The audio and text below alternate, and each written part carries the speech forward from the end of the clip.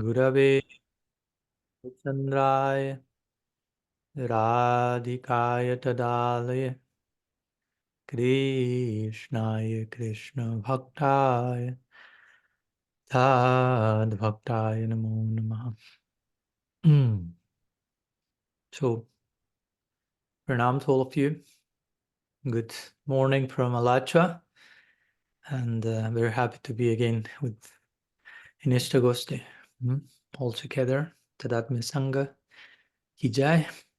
And we have had very nice gathering yesterday. Maybe some of you were able to connect online, talking on self-love in Bhakti. Part 1. Today we have part 2 in the evening. Tomorrow, part 3. And it felt like a very necessary topic, or at least for me, but fortunately for some others as well, to touch upon and find not only the similarities, but the connection and implication between how self-loving must include bhakti and how real bhakti must include self-love, and the two of them are not actually, they're actually inseparable. And bring, in those words, using that terminology, bring into the picture another way of speaking about integrative bhakti, wholesome bhakti, healthy paradigms for approaching spiritual life. So yeah, it was a healing gathering, and I look forward it will be so today and tomorrow as well. So, Istagosthi Ki Jai. We'll start Istagosthi. As I like to always think of, Istagosthi means not Q&A merely. I put Q&A in the flyer because some people may not have a clue what Istagosthi means. But it's not limited to Q&A. I mean, there are questions, there are answers, so we try to answer something, but ultimately the very word Istagosthi is very interesting, and I think we have talked about it, but let me share a few words before we go to the official questions. Istagosthi. So Goshti implies like a gathering of people, like when we hear this word Goshti Anandi, or different Rasa Goshti. Also in the Bhagavatam, the Rasa Lila is described as Rasa Goshyam, like a gathering or like a meeting in the context of Rasa.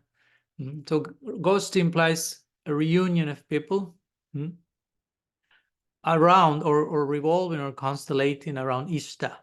So constellation about the center, so to say, the actual worshipable deities. That sometimes you have heard the word Ishtadev. So Ishta means like worshipable, that which is worthy of our love and dedication, that which is the center, the magnetic, all attractive, we will call Sri Krishna. So Istagosthi basically means that. Let's revolve around a common center, or let's get together in a way that we acknowledge our role, our interconnection among each other with a common center, and we are constellating around it. Whatever questions come and go, answers may be there, and hopefully, but the spirit of Istagosthi means that basically. Let's constellate around our common center, and whatever we share, whatever comes and goes, is for that purpose only. Is for the idea of is investing ourselves further in this cause of divine love, unconditional love, another way of talking about the universal center of reality. Krishna being non-different from love, love being non-different from unconditional love, and therefore the center being non-different from that. And we trying to, circumambulate, somehow constellate around or circumambulate. Sometimes we hear this word parikram, which means to walk around, and many times parikram is a way of expressing honor and respect for something worshipable, and we walk around that. We walk around the altar, the temple, the deity, a sacred person, Govardhan. And so parikram means that, to circumambulate something that is worshipable. So Istagosthi means basically that. We get together to acknowledge our constellating around this common center, and even the questions that will come will come hopefully, and the answers as well, from that spirit of revolving in a reverential, loving way around the common center. That's why, interestingly, we have terms like pariprashna, in the Bhagavad Gita, when Krishna says, Tadvidi pranipatena pariprashnena sevaya. So we should, our inquiry should be pariprashna. There's one microphone on there. As we have parikram, again, parikram is circumambulation physically, and pariprashna means an inquiry, which is like revolving, it's like comprehensive. It's like a way of circumambulating through our inquiry, so to say. It's a way of establishing the spirit of Istagosthi.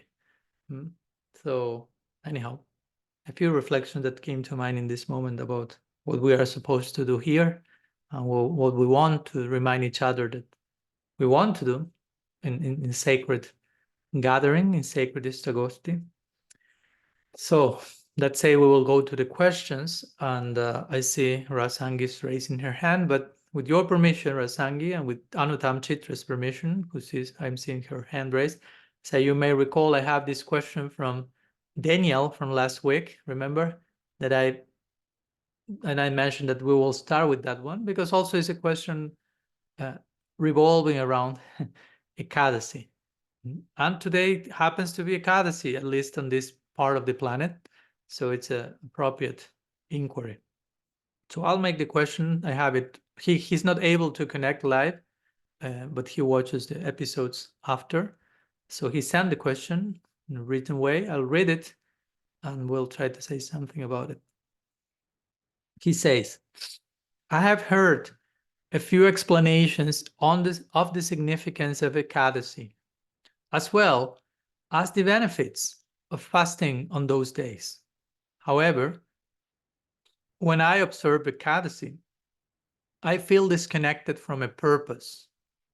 More often than not, it feels that I am observing it through blind faith, that it will somehow please Krishna to do so and may benefit me as well. I am aware that this is not an ideal approach, but it still seems better than neglecting the observance altogether. Can you please explain to me the importance of Ekadasi? Is it even beneficial to myself or pleasing to Krishna if I am only observing it in this sort of ritualistic way? So that's a question, a very appreciated question. Thank you so much, Daniel. So let's try to say something about it. It's an interesting question. And also, of course, I'll try to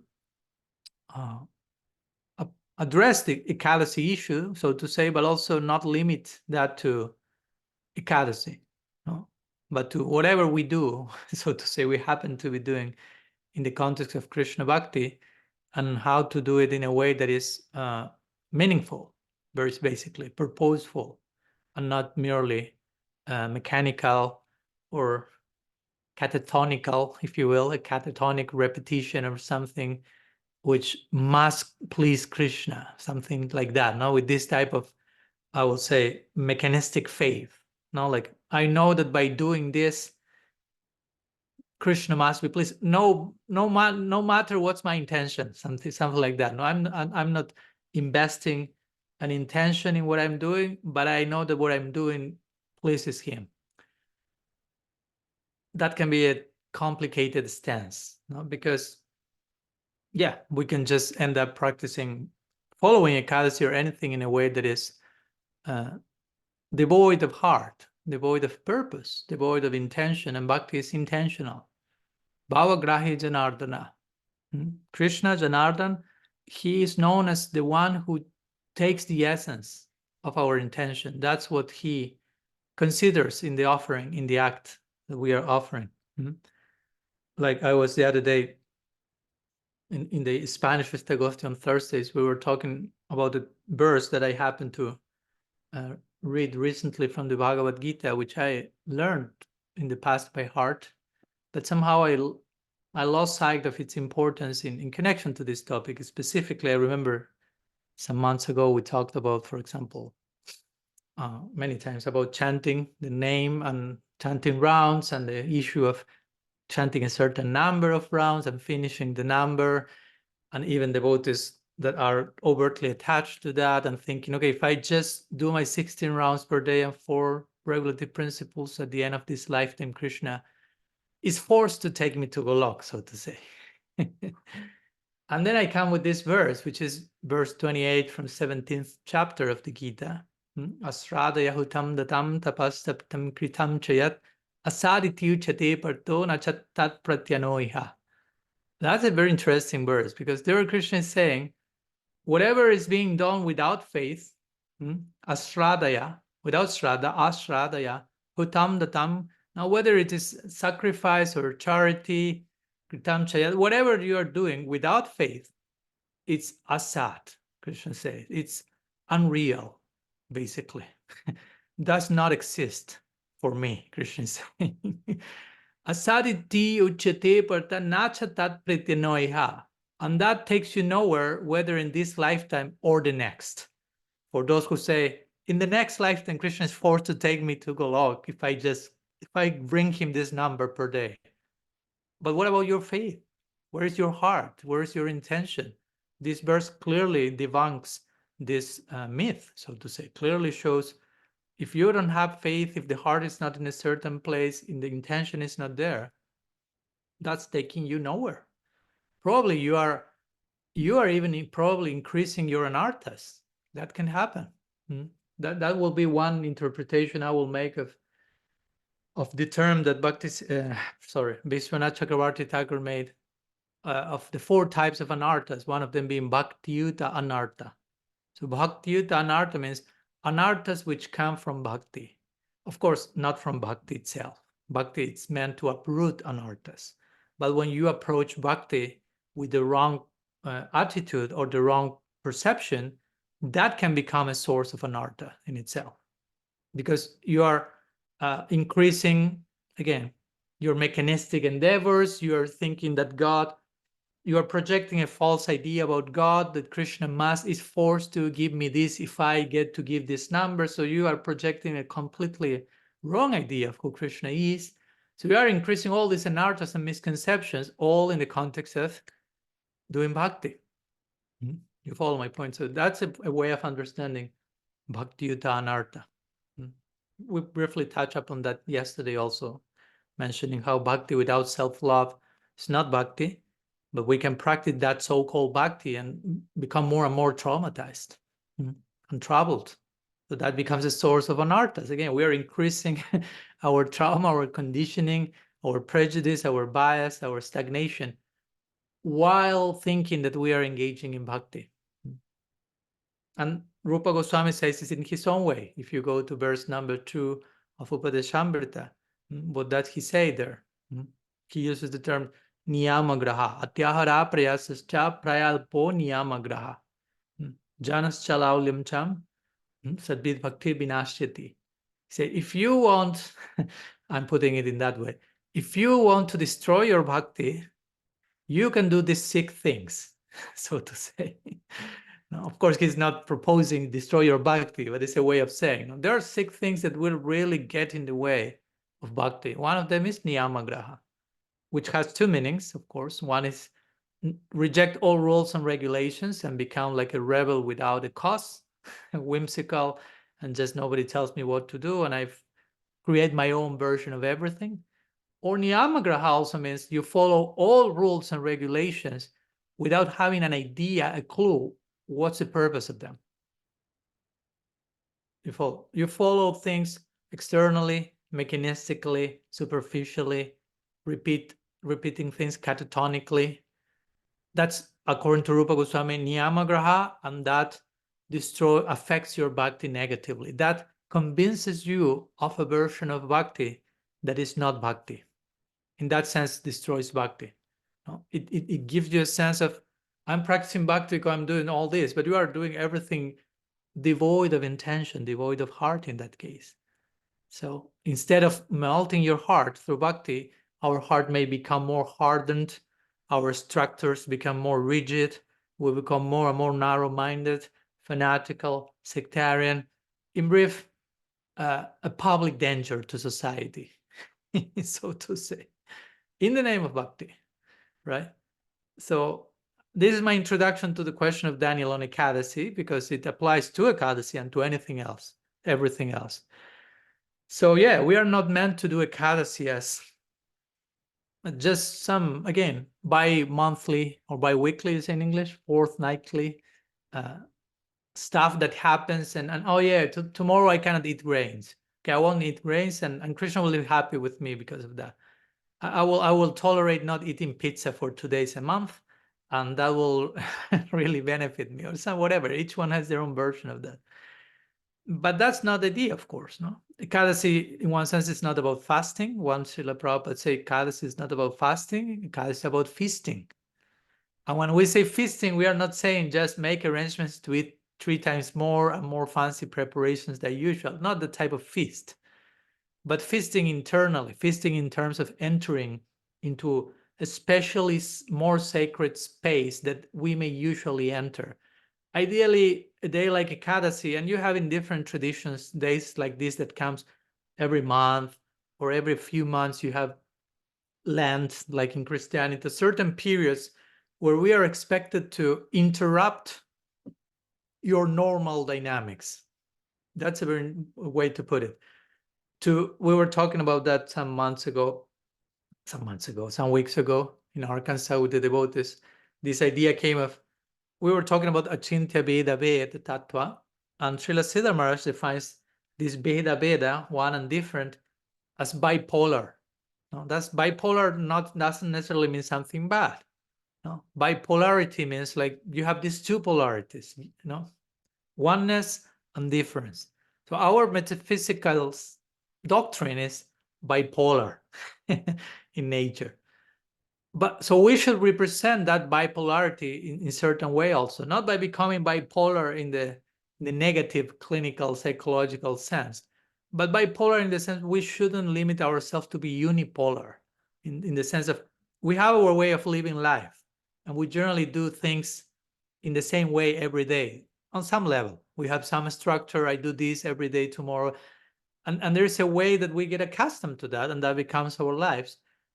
And that can be a danger in itself, because it becomes too much unnuanced, too much unipolar, and there is no place for interruption, so to say. There's no place for being interrupted by wonder and who knows what. And forcing ourselves in a healthy way to perceive reality from a different place, space. So days like Ekadasi ideally are meant for that, are meant to break the unipolarity twice a month. and you have that on that day, and that's why I'm not saying you have to do like that, but for example, you may know that in some groups in our tradition on Ekadasi, devotees do not sleep for the night. And of course, I'm not here, you stop sleeping on the nights of Ekadasi, but understand the purpose of that. You're kind of interrupting a normal cycle. For some people that won't be healthy in terms of health, but it's a way of interrupting the normal things that you do and spending some special attention and effort, not eating or eating differently, not sleeping or stopping certain activities, and focusing in a particular way on some things, those 2 days a month, like changing the polarity, so to say, to balance the polarities. Because if you are just unipolar, that's not very balanced, because there's no second thing to put in the scale on the other side. So Krishna in the Bhagavad Gita says in chapter 6, yuktahara viharasya yukta chistasya karmasu, and so on. You should be balanced in your sleeping, in your eating, in your recreation. So also a way to understand that verse is not only be balanced in terms of always sleep the same quantity of time, but also be careful of not becoming unipolar in all those things. And sometimes you have to know when to interrupt those dynamics, invoke new dynamics that by force, by force of the circumstance you yourself arrange, take you to a different place of seeing things in a new way. So again, with this, I'm not saying you have to do like this or like that, but these are special days a month that ideally, as much as time allows and the life dynamics allow, we can make some special arrangements, whatever. You can do some special, again, ritual or offering or prayer, spend special time. Some may like to fast, to not sleep, to do kirtan all night. I mean, it can take so many forms, but it's a way to, again, break this unipolarity, bring this healthy bipolarity, and invest yourself with a special intention. Maybe you want to put yourself special dress on that day for Krishna's pleasure. No, like a way of creating the consciousness, today is a special day. Today will be a special moment, or I am entering into a special space, and you even can create in your house or your place special place for giving ideas or examples, of course. But that's the point of Ekadasi. That's my point. It's not just, okay, today I cannot eat grains till tomorrow. And by doing that, Krishna will be pleased. That's very, in comparison to what I just described, I hope you can sense how different that is. So yeah, Ekadasi is a day to increase our purpose, to renew our intention, our sankalpa, to focus on a particular motivation we have, or we want to offer. And that was brings purpose and meaning to a day like Ekadasi. It's not just, again, stop eating or stop doing that or do more of that. It's not increasing or decreasing quantities, but doing that, even if you do that, doing that with an understanding of the purpose of that, and how in different traditions these dynamics, disruptions exist to take us out of the comfort zone, to take us out of the predictable ways in which our day and life happen, which, again, I'm not against a level of that. I talk in Radical Personalism about chaos and order, as you may recall. So we all need some order. If there's zero order, that's too much unpredictability. But if you don't balance order with chaos, that becomes dangerous, equally dangerous. Too much order becomes close to a totalitarian regime. There is no place for innovation, for surprise, for adventure, which basically means there is no place for Krishna. Because he is surprise personified, he is adventure personified, he's the supreme nonconformist. So days like Ekadasi are for that, like force yourself to be nonconformist and voluntarily step out of your comfort zone and do something that you are not used to do every day. And by this, I'm not saying do something crazy, nonsensical stuff, of course, but in a way that takes you deeper to whatever you are doing on a daily basis. And I think we all know that if we make some concerted effort to create special environment on those days, that will have a special impact on us also. It's not like, it's the same. No, if you make some special effort to create an environment, to focus, to have the time to go deeper, and hopefully even you can do it with other people that also is aligned in that principle. So even if you are by yourself, oh, today my tribe, so to say, is specially aligned and they are doing special circle of prayer, whatever may be happening. You can even organize that among your group, among family. And that even creates even more powerful alliance. Like, okay, I'm by myself in my room, in my house, but I'm not by myself. I know we are all meeting in that particular space and place that Ekadasi offers, like a portal. So, and of course, one more thing before concluding is that, as we know, Ekadasi can be understood from different levels. Again, some may understood it more negatively in terms of, on Ekadasi, you cannot do this. Like Ekadasi is a day where you cannot do some things, instead of I can do something extra in a positive term. But Ekadasi is not about do not eat grain because the personified sin is there, and if you eat there, something negative will happen. Because in that case, it depicts Ekadasi as a negative day, like inauspicious, basically. A day to be careful, especially paranoid, probably. But Ekadasi is, a day to be especially careful, but especially careful in terms of providing and offering ourselves in a positive way. So Srila Srila Maharaj will give this mystical example. He will say, Ekadasi has to do with the position of the moon, and the moon is the presiding deity of the waters. And on a day like Ekadasi, the waters are especially moving and agitated by the position of the moon, and our body is full of water, 70% of that. So the bodies of our water are especially agitated on Ekadasi. So certain grains the grains are not prescribed as to not increase even more the movement of those waters, and that may agitate us, but that's just a very superficial meaning, he says. On top of that, Krishna's spiritual body is also made of transcendental water inside, and the waters of Krishna's transcendental body become more agitated in Ekadasi, which means he's more willing to receive service. He has a bigger tendency to enjoy an Ekadasi. So we have the possibility of offering ourselves in service for his pleasure on that day of special necessity. And when we offer service in a moment of special necessity, that brings a higher remuneration, and the higher remuneration is further mercy and energy to further offer in service. So he will explain Ekadasi like that. That's what Ekadasi is about. It's a day where Krishna is especially in need, basically, because he's especially agitated and in need of service. And therefore, that offers you a special possibility to offer yourself in service to that need. And a way to do that may be, as I am mentioning, try to craft a special day or space in that day so you can actually provide that type of intention and service to him. So basically, that's what Ekadasi is about. And I trust that each of us, in one way or another, can, if we are sincere, can make some arrangements for that to happen, even though we may not be able to do that on every single day of our month. A few times a month, this type of powerful reminders and immersions, of course, create enough samskars to inspire us till the next Ekadasi, so to say, and so on and so forth. And eventually we will realize, wow, I never thought of Ekadasi like this. Now this is becoming feasting. And now we will understand why Prabhupada said that.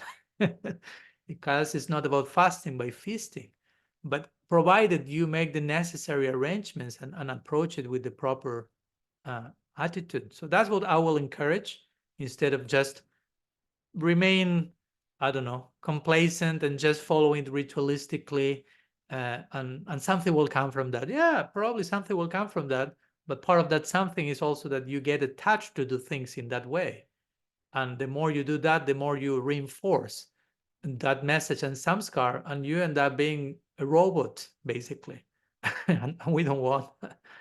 So better to make whatever arrangements we can make on special days like that, organize our month around that, if you will, created those two sacred occasions, and being able to draw the purpose that can be drawn from those moments if we have the proper focus and orientation.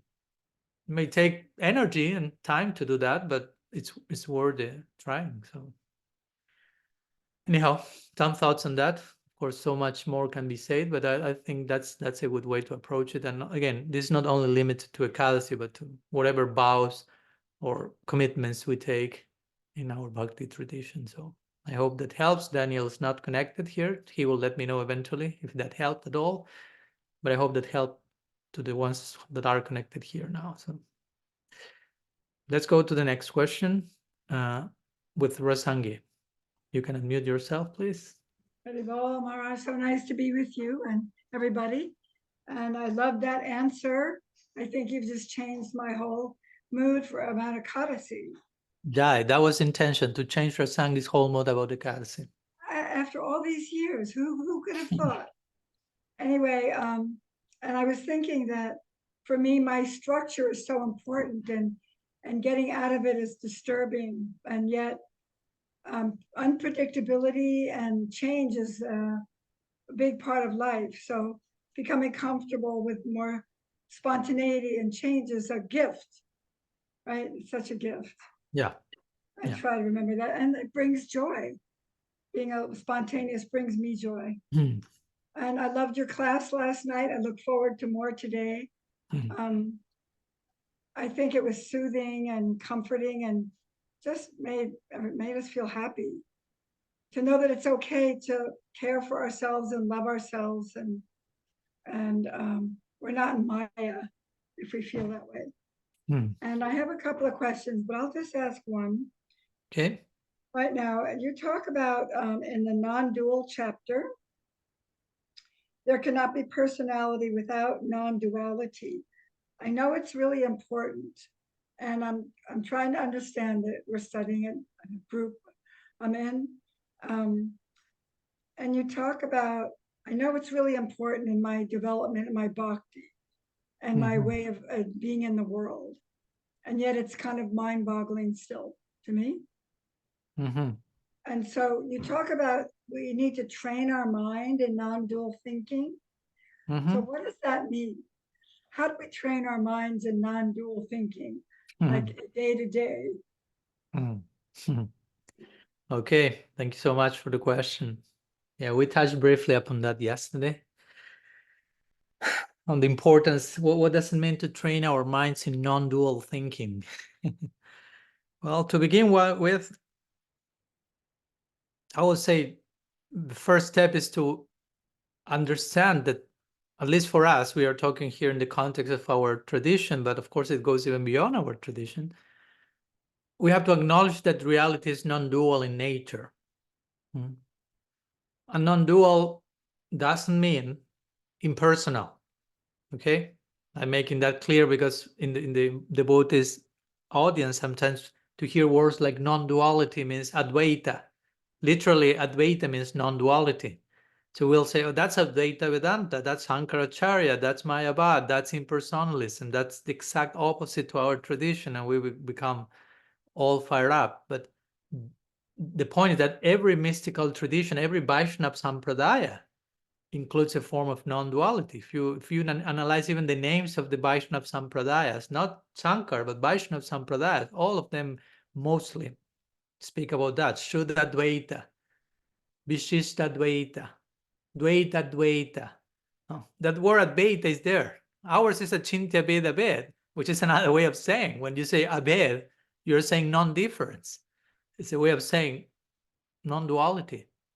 So reality is non-dual. The Srimad Bhagavatam mentions that basically in the beginning, in one of its most important verses that Jiva Goswami takes and unpacks in the form of his Satsandarbha. You can imagine how important that verse is, that the whole Satsandarbha comes as a byproduct of that. Vadanti tat tattvavidas tattvam jnanamadvayam. Generally, we know more the last sentence, Brahmeti Paramatmeti Bhagavaniti Shabdyate. But we shouldn't skip the first two, which says Tattva Advaigyan Tattva. Bhagavatam says reality, Tattva means reality here, is Advaigyan, it's non-dual consciousness. Reality is non-dual consciousness. That's Bhagavatam, one line. That's Srimad Bhagavatam. At the end of the Bhagavatam, basically says the same. The whole topic of this book has been non-dual reality. That's the main theme of the Bhagavatam. So when we talk about non-dual thinking, we are talking about studying the Bhagavatam, basically. So training our minds in non-dual thinking begins by acknowledging that reality is non-dual, and understanding non-dual means there are not two realities. They are not separate, two separate realities. One reality here, one reality there, another reality there. There's only one reality, and everything is connected to that. If we want to call Krishna the ultimate reality, but everything else, we, the world of matter, every other soul, whatever exists, does not exist in isolation of that reality. You follow my point? There's nothing separated. Separatedness is the opposite of non-duality. And the Bhagavatam also speaks about that. Bhayam dvitiya abhiniveshatasya. Famous verse of the Bhagavatam, 11th canto. Dvitiya means dualism, which is another form of, say, duality, which is the opposite of non-duality. So Bhagavatam is saying, duality means like fragmented consciousness. I'm seeing different things disconnected from each other, separated. I'm seeing myself separated from my source, separated from everything else. I'm losing sight of the interconnectedness of everything. And I know in practice we may not have that mystical vision where we really witness the interwovenness of everything, but at least we should begin by admitting that in theory. It sounds not so much, but it's important. At least to train our minds means to educate ourselves to begin with, sambandha, to acquire knowledge, educate ourselves, and grasp, at least in theory to begin with, how reality is non-dual, how everything exists in connection with everything else. I mean, I'm not being here fancy and new agey. I'm quoting the Bhagavatam. Right? So things do not exist as isolated units from each other. Everything is, in the words of my dear father Richard Rohr, he will say, everything belongs. For me, that's a genius way of putting that in 2 words. Everything belongs, because nothing exists in separatedness, so everything belongs. So that's non-dual thinking, basically. Like at least in theory, accepting that's how reality exists and operates. Things exist in connection. There's nothing isolated. That brings so much, at least for me, I will say, just to even know in theory that's how reality is, brings so much relief and support and grounding, because you know everything is everything is related, connected. It's not that everything is going in its own direction, absolutely isolated, separated. Separatedness is the real problem. That's why the Bhatans say when you fall into that separatedness, bhayam, fear comes.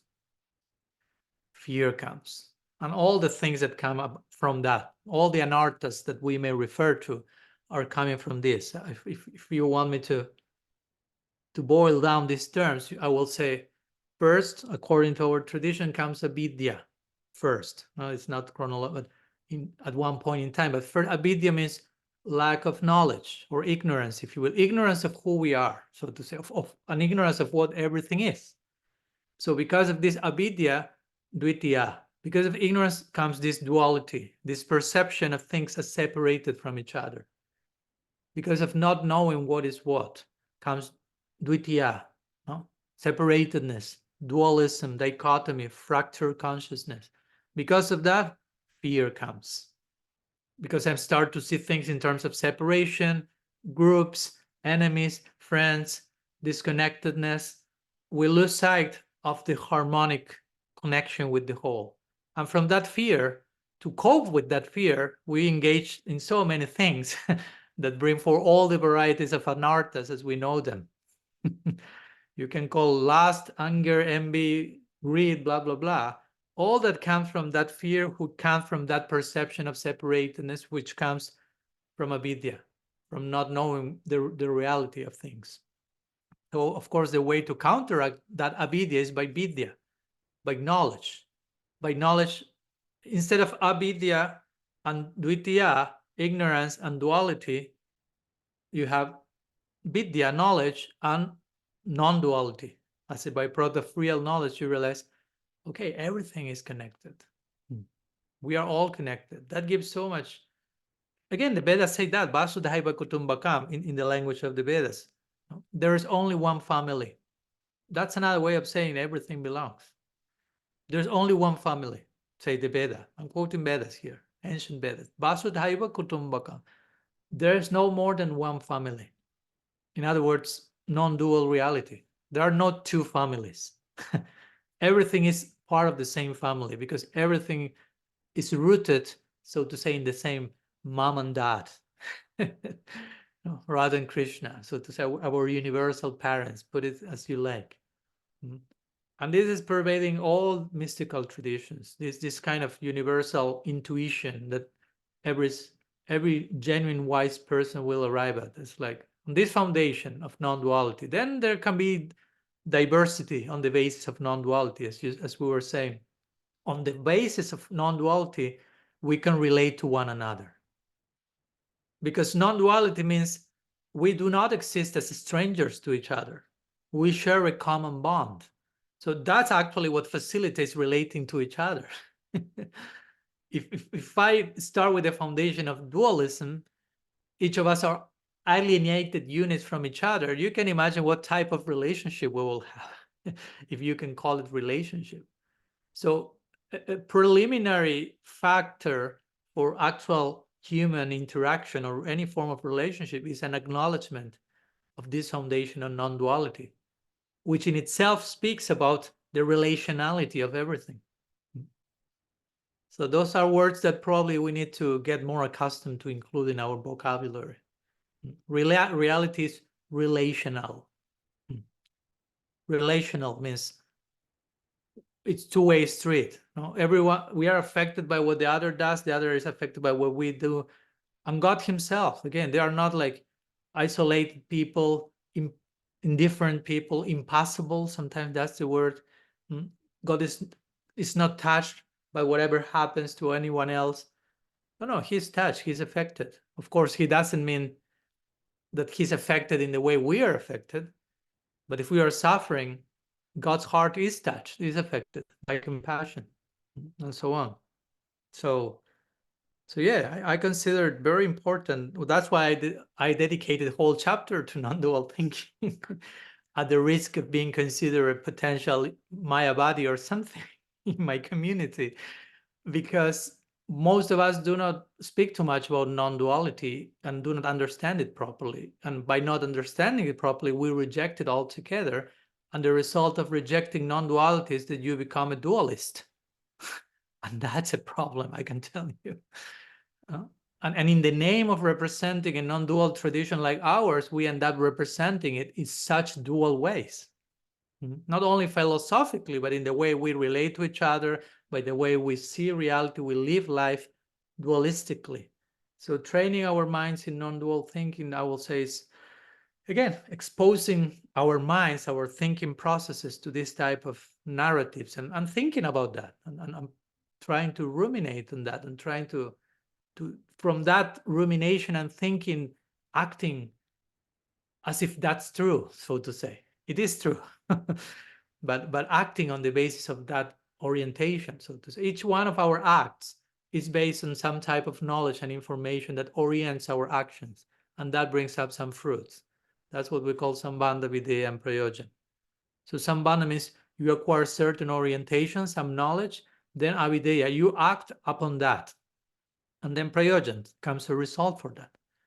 So if our orientation or knowledge that orients our actions is based on dualism, okay, your actions will reflect that, and your fruit, what to speak. So it's important that we re-educate ourselves, we correct whatever needs to be corrected in our sambandha. The very word sambandha means everything is connected, right? Sambandha, bandha means bond, and sam means everything. So it's interesting because sambandha gyan is the knowledge that we receive to orient our practices, everything that we need to educate ourselves. But the very word sambandha gyan means the knowledge of the bondedness of everything. And on that basis, you are supposed to act on bhakti, avideya. Bhakti in practice is avideya.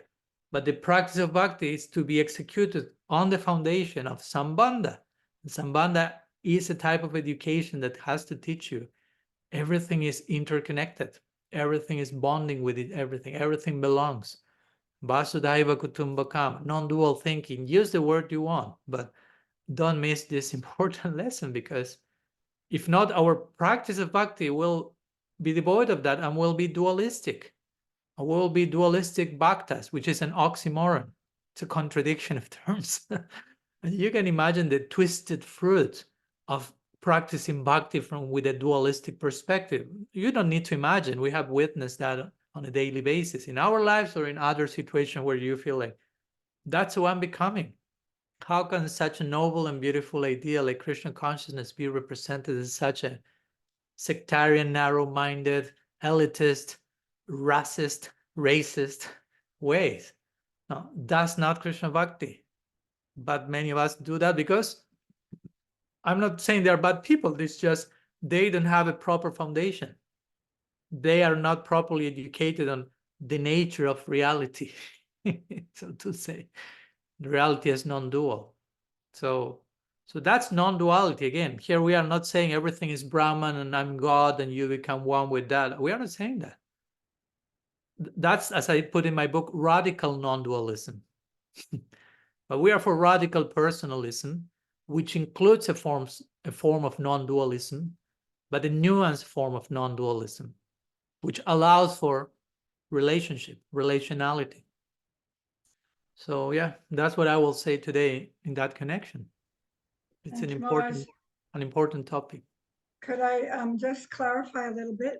Yeah. That so it seems to me that if we become aware of our thinking, which we need to be mindful, like going through my day, Yeah. I can catch myself thinking dually and then change it, shift it, like let it go. Like that's kind of practicing, in my opinion. Like, yeah, I mean, different people, different stages will take that to practice in a certain way. But yeah, we'll say first we try to drench ourselves, so to say, soak in these ideas gradually till they become like second nature. And as you say, they will start to gradually will realize, okay, this starts to play out in my daily life, in how I relate to others. And as you say, one of the aspects will be I will detect the dualistic patterns when they are coming more easily by being reminded on a daily basis, hopefully, how reality is non-dual. So the more you incorporate this non-dual narrative, the more what is not that will show itself more evidently. And that's part of the process. But yeah, I will recommend, especially if we feel, I don't know, it's first time I'm hearing this stuff, maybe on a daily basis, one needs to remind oneself, okay, this is the nature of reality. Everything is connected. There is a common center. We are all part of one family. This, that, that. And then when you, relate to other people, life dynamics, okay, you will, all these things will start to come. Yeah. But yeah, I think it's very important to create the union. Again, yoga, we practice yoga, bhakti yoga. Yoga means union. It's another way of saying stop the separatedness. There's already too much separatedness. The very Bhagavad Gita, if you want to interpret the text on a more symbolic level, which it can be done, you can see the first verse of the Gita, Dharma Kshetri Kurukshetri Samabhita Yujotsava Pandavas Mamakascha Bekima Kurvat Samjaya. It speaks about, okay, here are the Kurus and the Pandavas. And Dhritarashtra is asking in a very partial way, what did my sons, no, and the sons of Dhritarashtra, the son of Pandu, did? So the way he expresses, and many commentators have made that clear, is this is the perfect example of the dualistic consciousness. Here you have enemies and friends, two armies against each other, and thinking, what did they do? And my children, and they are not my children. Although he should consider, as we know, Dhritarashtra should have considered the Pandavas are my children as well, because of what happened in their life. So the very Gita in the first verse is showing on a symbolic level, this Kurukshetra battle is dualism. The battle in our own mind with these dual tendencies. And of course, how Krishna replies to that dualism, every single chapter of the Gita ends with the word yoga, right?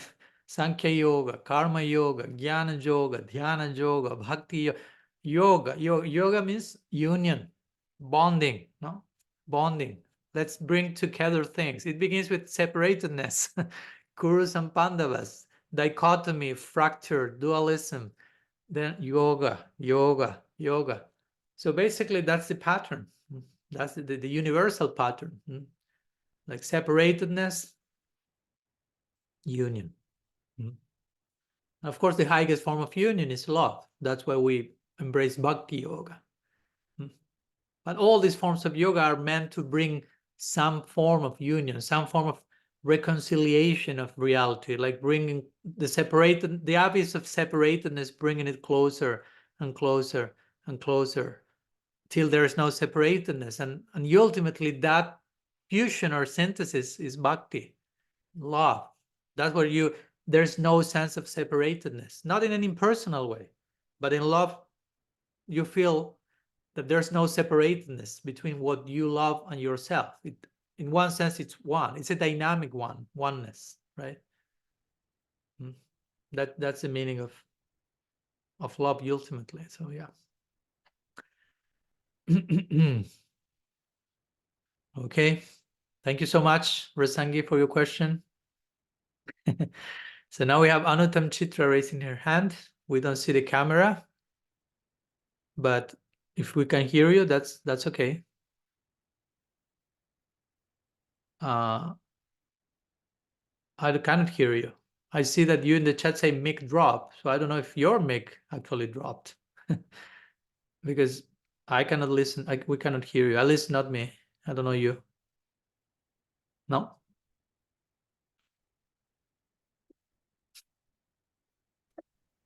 No? I don't know if, sorry.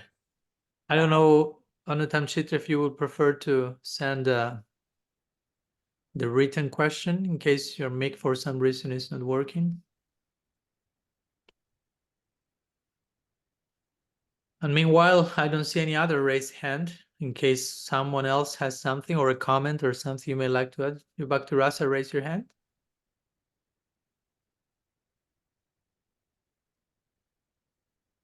I cannot listen to you either. Unmute. So now I know if it's my problem now. You are muted, Bhakti Rasa. Okay, there. Yeah. While you were responding with Rasangi, something came up with, I had a question. I kind of saw a relationship, you were speaking of Sambandha, Abhideya, and Prayojan. So do you see a relationship also with thinking, feeling, and willing with those three? It seems like thinking kind of ends or facilitates Sambandha, and feeling facilitates Abhideya, and willing facilitates Prayojan. I don't know if you can explain that a little bit more, especially willing in connection to Prayojan. Well, we inform, the more we understand things and contemplate things, then the more the relationship with things seems to become apparent. And like you were explaining, you know, to contemplate these ideas, these thoughts, to re-educate ourselves. And the result of the re-education would be a deepening or a bigger recognition of our connectedness with things. And then feeling would lead to action. You know, if we feel that something is true, or feeling as part of our inspiration kind of system, then we will act according to that. Yeah, to be honest, I don't feel that much of a correspondence. I mean, I'm not saying there's no correspondence, but I don't feel comfortable like limiting the correspondence of Sambandha, Abhideya, and Prayojan to thinking, feeling, and willing, so to say. Because you can also relate willing, you can invert and say, no, Abhideya is more connected to willing, because after thinking, that informs my will, and that makes me act in a certain way that takes me to feeling, which is the fruit of acting and willing in certain. I mean, one could make up, for, in my opinion, again, the case for connecting all of the three with the other three in their own ways. So I'm not saying they are not connectable. I'm just saying I don't feel just comfortable limiting the connection to Sambandha is thinking, Sambandha is Abhideya is feeling, and Prayojan is willing, because I feel there's place for all of them, understanding the others in their own nuanced way. Yeah. Okay, thank you. But thank you for sharing. So Anutam Chitra remains with her hands raised. So I don't know if that means you already now can ask your question. Am I audible now, Maharaj? Yes, now you are. Oh. Yes, Maharaj. Actually, I need to give my laptop for servicing. That's why, I mean, the video is problematic, so I couldn't turn it on today. No problem. Yes, Maharaj. Yeah, so my question is, Maharaj, I think in one of the previous sessions, I think one person had already asked this question, but I think I would like to bring that up again in a way that makes sense to me. So how free is our free will, Maharaj? Because I think I was recently, I had interacted with one astrologer, and he was emphasizing on how planets and then the corresponding deities play an important role in on an individual on all levels, be it physical, mental, social. So he even gave the example of Parikshit Maharaj, where he was saying that um, for him to be instrumental in, you know, eliciting such a spiritual exchange, it was possible because his planets were favorably arranged, and that is why he was he was able to actualize spiritually. And so on that note, Maharaj, I was wondering then, how do we know, or how do I know that I have a choice in whatever decisions we make? Because it sounds to me as if even devotional or spiritual choices seem to be influenced by something higher, or the controllers of the universe. So it's somehow it feels like, uh, a puppet or something, a helpless puppet, where be it the present or the future seems to have been carved on stone. So uh, uh, so it makes me question uh, what exactly is my potency or potential as Krishna's potency. Yes, Naraj, that's my question. Okay, thank you. Yeah, so we have free will. Of course, your question is how free is our will? Or that's a question I like to put sometimes, because we don't have unlimited free will. I mean, we cannot do everything that we want, anything and everything. And interestingly, in its own way, you can even apply that criteria to God himself. Krishna cannot stop being Krishna. He doesn't have a choice in that, right? Well, God is made of love. He cannot not love. He's not free to not love. Because that goes against his very makeup, constitution. So in that sense, you can say he's not absolutely free to do whatever he likes, even God. So if that applies to him, what to speak to us, right? Which doesn't mean, again, we should be careful not to fall into black and white thinking. Okay, then that means there's no free will at all. Now, if there's not absolute free will to do whatever I want at any single moment, that doesn't mean I'm a inert puppet. No, nobody's saying that. So we have to, again, find ourselves comfortable in these mid waters, not one extreme nor the other. So regarding what this astrologer mentioned, I must respectfully disagree. I don't know him, so or her. I cannot talk about the person. I don't know if the person was trying to sell a session by saying that, like overemphasizing the all-pervadingness influence of planets, because that's not our Siddhanta. That's not our Siddhanta. Nowhere in the Bhagavatam it is say that Parikshit Maharaj's enlightenment, so to say, was due to a, so to say, auspicious constellation, right? Because a Vaishnava is beyond that. Once I remember Bhaktisundar Govinda Maharaj was talking with Srila Siddhar Maharaj. Bhaktisundar Govinda Maharaj was his successor, disciple, and eventual Acharya successor. Acharya. So he was an astrologer. He studied astrology when he was young, and you can, also Bhaktisiddhanta Saraswati Thakur was an astrologer, and he never overemphasized astrology that much, being an astrologer, as you can see in his life and teachings. But once someone was asking Srila Govinda Maharaj about astrology and the influence of the planets, and with this again, don't go black and white. I'm not saying astrology is bogus. I'm not saying that. Just I'm not over absolutizing that either. So someone asked him, what about astrology and the influence of the planets and so on? And he said, in its own ways, he said, well, the thing with astrology is that the most important planet is not included in the chart. And that planet is Golok Vrindavan.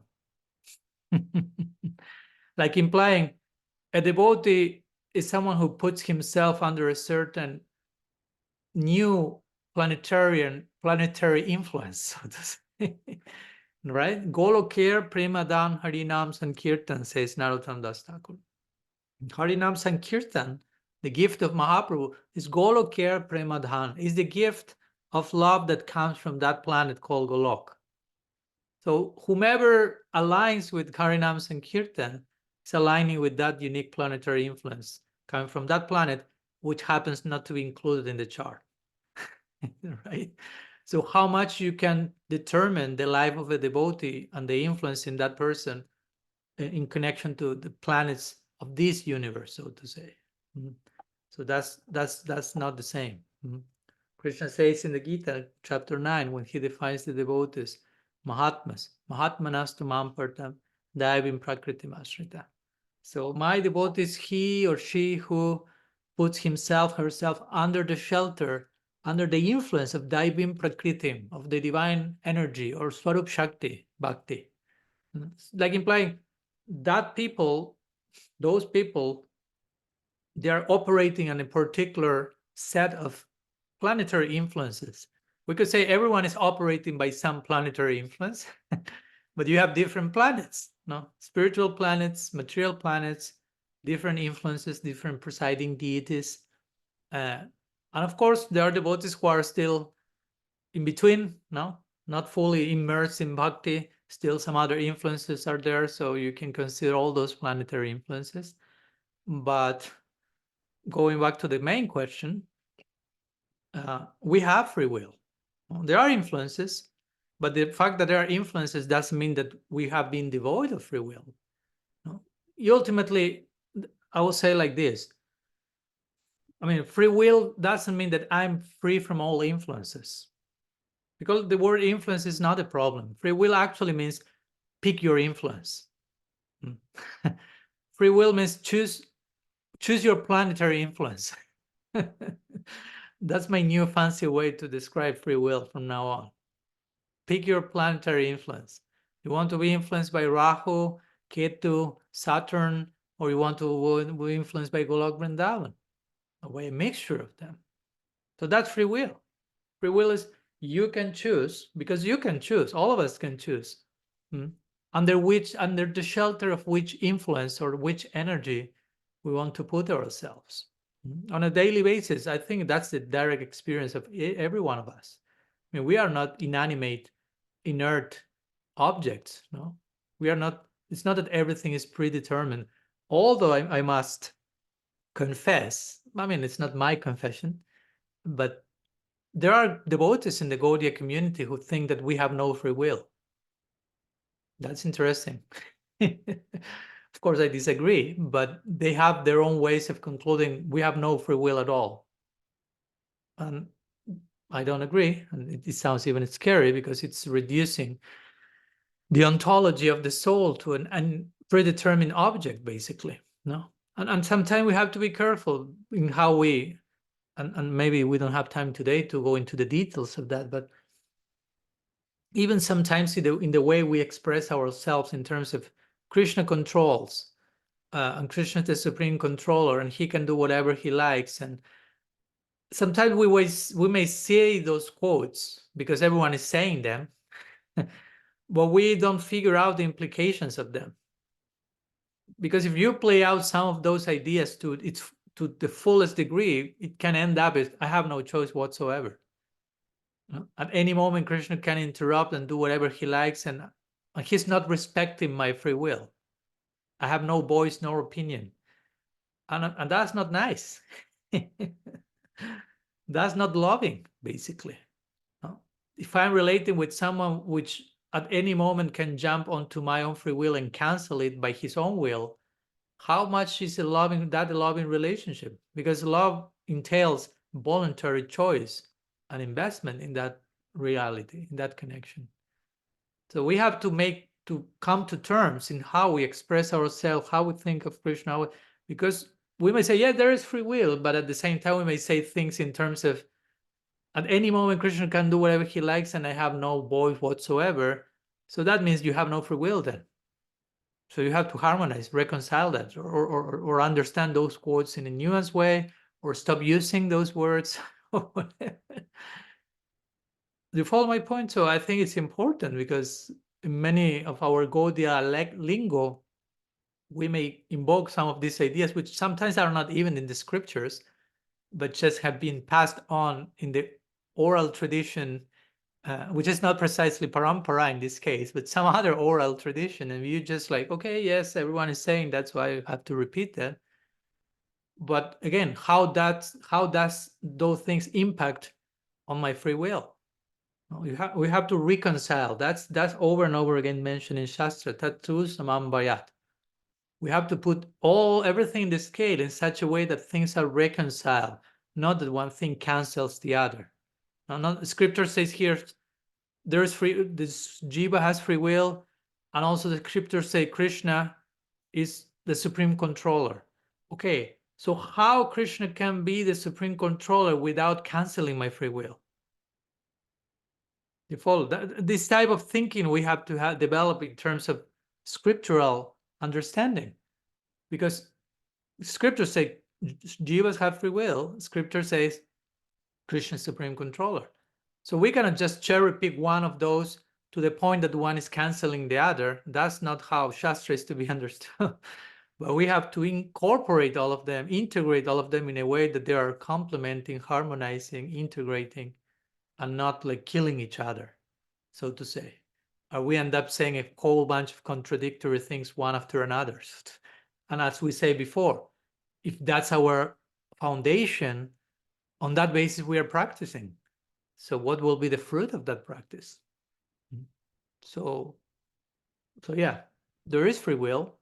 It's not unlimited, because as I even told you, Krishna himself cannot do everything or cannot not do certain things, and he is God.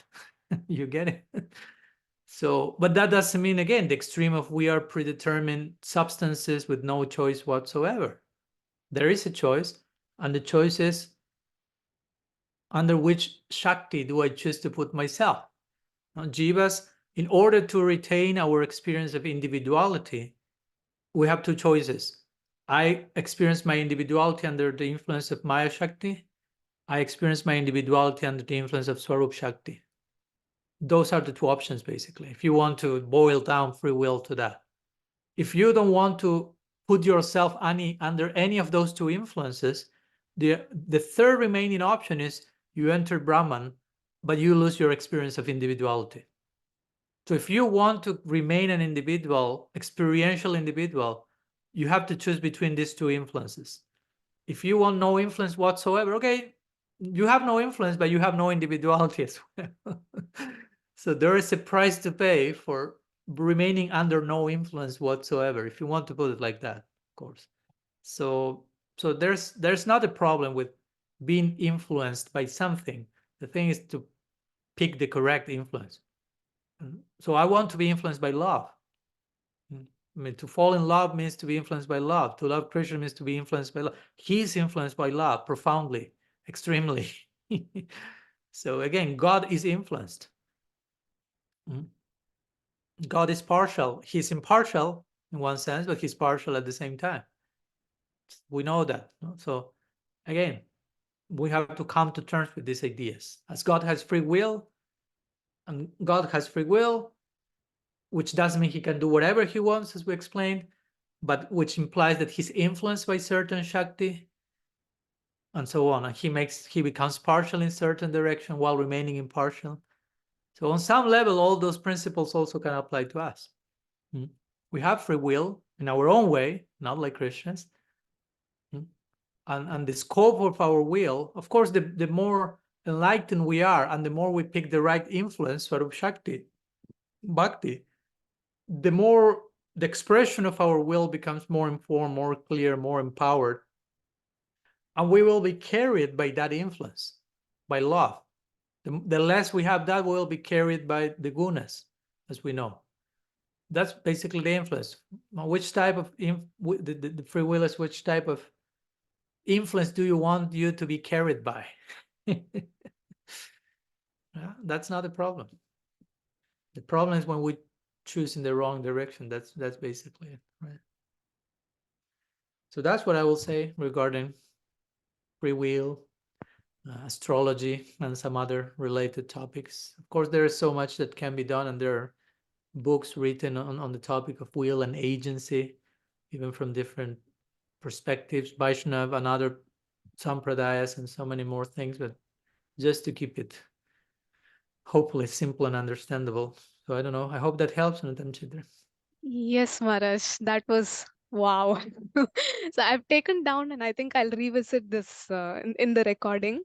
So Okay. if I have any further Yes. clarifications to be done, I'll bring that up then, Maharaj. But Okay. thank you so much. This was a wonderful answer. Thank you. And if there are any like references you had mentioned on Mm. Vaishnavas having written, so if there are such references, Yeah. Maybe you can recall me by private message and I can send you something. Sure, Maharaj, sure. Thank you very much, Maharaj. Thank you. Thank you. Okay. There's Madhav raising his hand, and I think we will conclude with his question since we have some engagements here. So please, Madhav, you can unmute yourself. Hare Krishna Maharaj, Pranam Maharaj. Pranam. First of all, Maharaj, I would like to thank you for the last week's answer you gave about that japa question which I asked you. So I have been listening to that over and over again, and it has helped me a lot in my personal practice of both japa and kirtan. So my question for today is from the last lecture which you gave about self-love.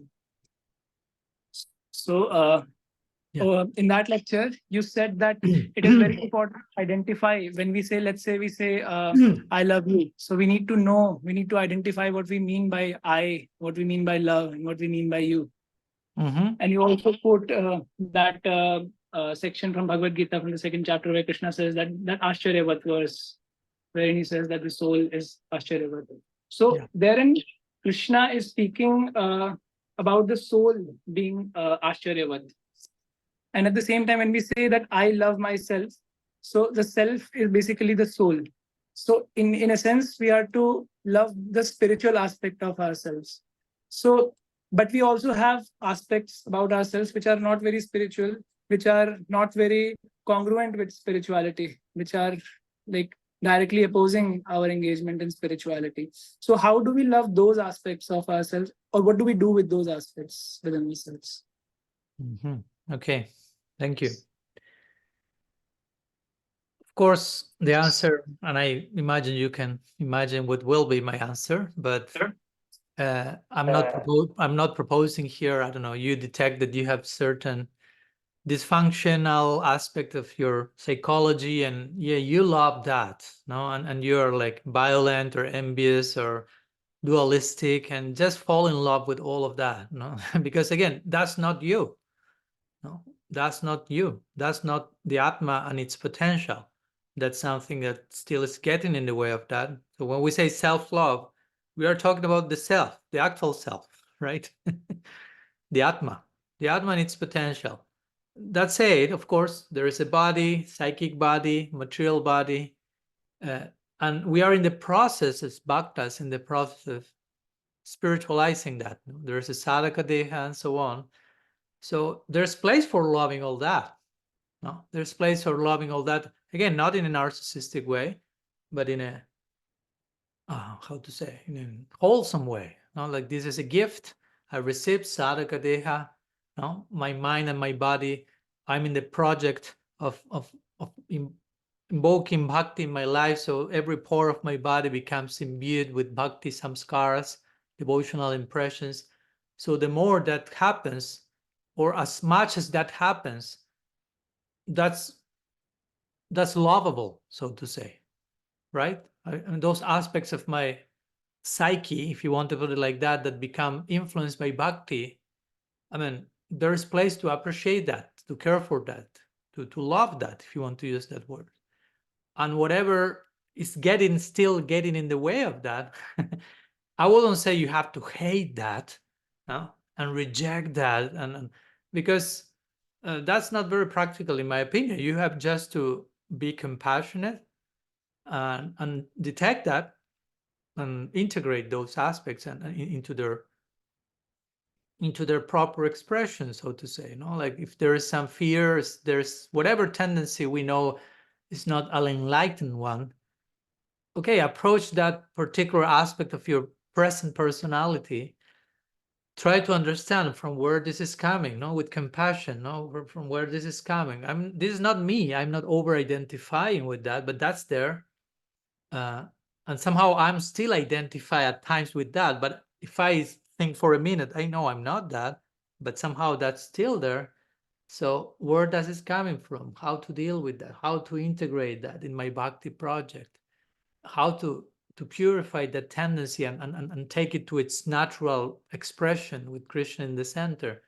And in that sense, I will say that's a way of loving all those layers, so to say, that in one sense are not very lovable, you could say, but it's a way of caring, paying attention to that, which is a form of love, so to say, paying attention to that from a compassionate place and trying to integrate those tendencies in the proper way. I will say that what we may call anartha is just like misdirected energy, basically, or misdirected tendency. So it's that same thing expressed in its proper direction. That's no longer anartha, it's artha.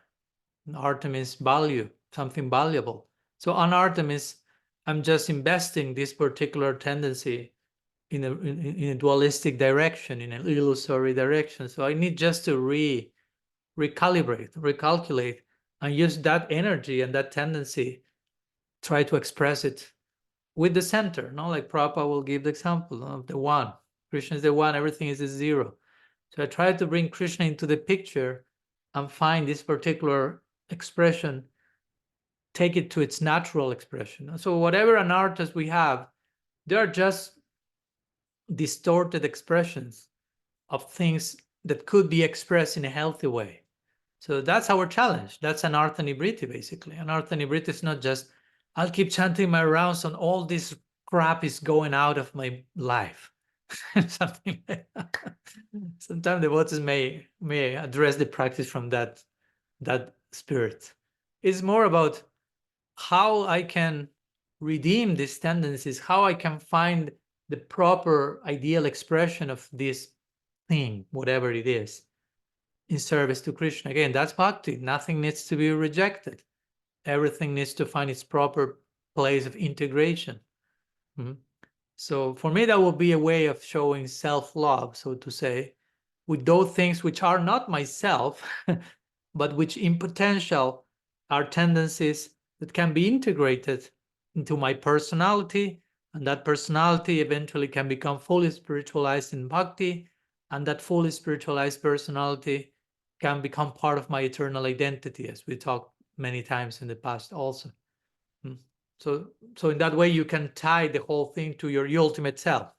Your ultimate spiritual identity will have certain aspects of your personality which were present in your sadhaka body, so to say, were properly integrated, properly expressed, fully spiritualized, to the point that they are accompanying you in transcendence.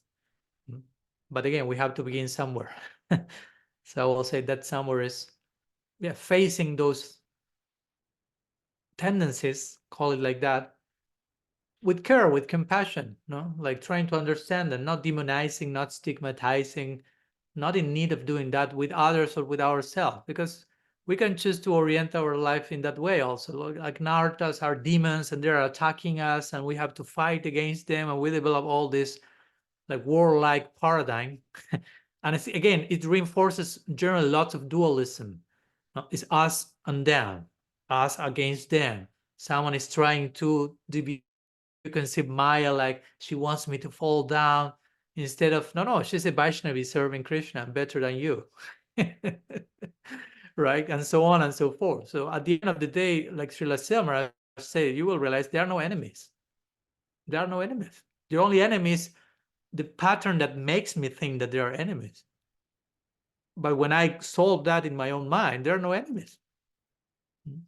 So in that sense, we can, at least in theory, although we may not have the realization, but in theory, conduct ourselves from that place, knowing that in theory, I know there are no enemies. I know that everything can be used in service of Krishna. All this energy and tendency that now is misdirected, and I call that anartha, I can reinvest that in a proper way, and that can empower me instead of disempower me like it's happening now, so to say. That same energy that is disempowering me, properly channeled and expressed, will be a source of empowerment.